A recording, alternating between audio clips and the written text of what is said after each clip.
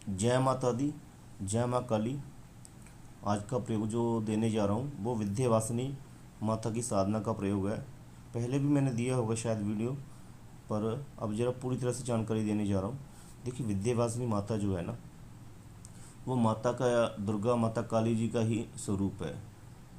ये एक रक्षात्मक स्वरूप है जो अपने साधक की जो है हमेशा ही रक्षा करती है। उसके जीवन में आने वाली टेंशन, ठीक है ना, और संकट और भी कई प्रकार की प्रॉब्लम जो उसके जीवन में चलती है, ये उससे जो है उसको पूरी तरह से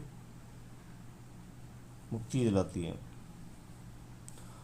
कोई भी साधक इस साधना को करता है और इस प्रयोग को सिद्ध कर लेता है या एक बार ये प्रयोग करता है तो उसके ऊपर जो है कोई भी किसी भी प्रकार का तांत्रिक प्रयोग का जो है असर नहीं पड़ता। यहाँ तक कि मारण क्रियाएं जितनी की जाती हैं, टोने टोट के तो छोड़ ही दो ना, वो तो छोटी मोटी चीज़ है। वशीकरण ये चीज़ें, मैं मारण प्रयोग की कर रहा हूँ। मारण प्रयोग सबसे ज़्यादा जो है भयंकर होता है। उससे ऊपर होता है कृत्य का वार। इसको एक बार सिद्ध करने पर जो कृत्य का वार है ना, जो कभी खाली नहीं जाता, मार के आता है साधक को।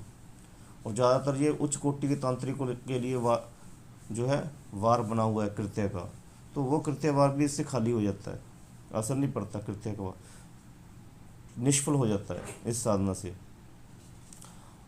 और एक तांत्रिक ही इस प्रयोग को बारे में अच्छे तरीके से समझ सकता है और जान सकता है कि इस साधना करने के बाद उसको क्या उपलब्धि प्राप्त होगी। वो एक श्रेष्ठ तांत्रिक बन जाता है और तंत्र के रास्ते में जो है वो एक बहुत ही उच्च कोटि का तांत्रिक कहलाता है, जिसने इस विद्या को सिद्ध कर लिया।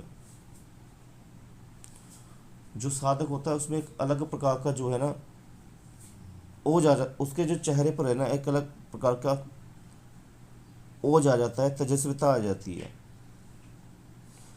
और उसका ओरा जो है एक तरीके से उसका ओरा इतना ज़्यादा रक्षात्मक और इतना ज़्यादा शक्तिशाली दिखाई देता है कि छोटी मोटी ये भूत प्रेत बेताल तो पीछे हट जाते हैं देख के ही,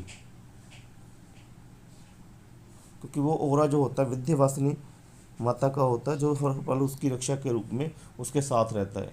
बड़े से बड़े बहुत बड़े भयंकर प्रयोग क्यों के कर दे, इसके ऊपर कोई असर नहीं, उस ओरे से टकरा कर पीछे घुट जाता है। और जो इस साधना को कर लेता है उसको बाकी साधनाओं में सफलता मिलना शुरू हो जाती है, ठीक है ना। और मैं आपको एक बात और कहूँगा, कई बार के शिष्य मुझसे पूछते हैं कि गुरुजी कि हम इतनी साधना कैसे करेंगे। देखो, एक साधना का टारगेट रखो पहले, जो लंबे समय तक प्रयोग करना है पहले उसका टारगेट रखो। दूसरा, आप ये साधना करते जाओगे ना तो आपको जो है दैविक शक्तियाँ प्राप्त होती जाएंगी, क्योंकि वो सभी दैविक शक्तियाँ पूरी कोशिश करेंगी कि आप कोई एक सिद्धि प्राप्त कर लो। अगर आपने एक सिद्धि प्राप्त कर ली तो सभी सिद्धियों के लिए रास्ता खुल गया आपका। आप जब कोई साधना करते हैं तो उसके साथ जो है आपका तेज बढ़ता जाता है। पहले जो ऐसी एंटिटियाँ होती हैं जो आपके पीछे लग गई है, वातावरण को दूषित कर दिया, वो मंत्र को सिद्ध नहीं होने देती, क्योंकि वो किसी न किसी तरीके से अगर आपके सपने में आ रही हैं तो वातावरण दूषित हो चुका है, वो साधना सिद्ध नहीं होने दे रही।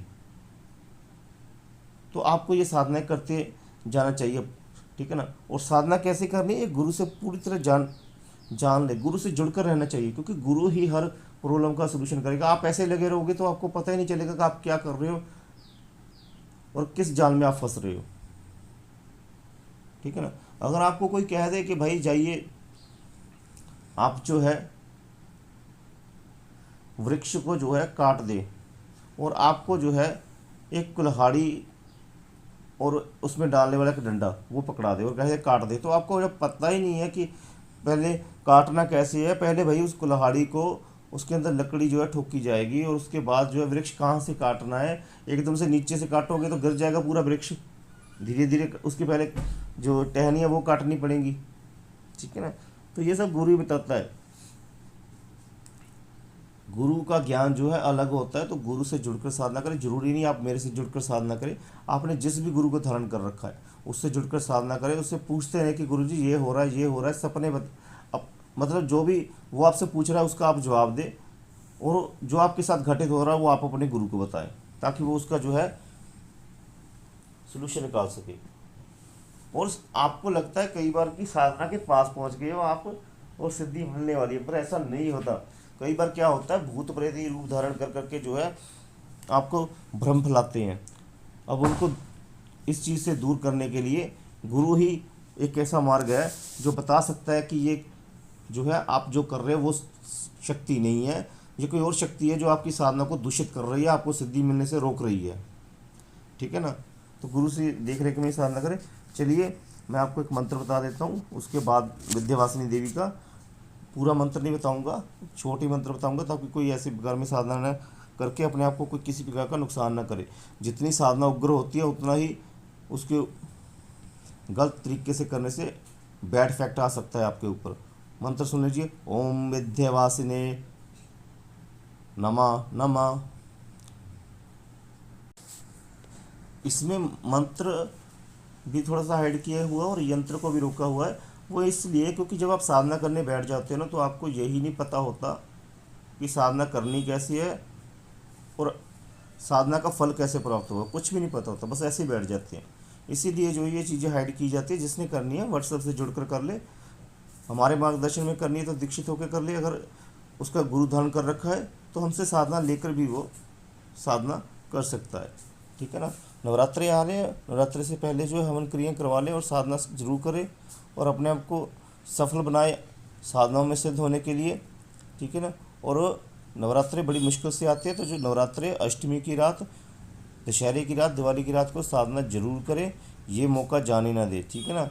जय माता दी। इससे क्या होगा कि अगर आप इन नक्षत्रों में साधना करते हैं तो आगे जो साधना को करते जाएंगे तो जल्दी सफल होंगे।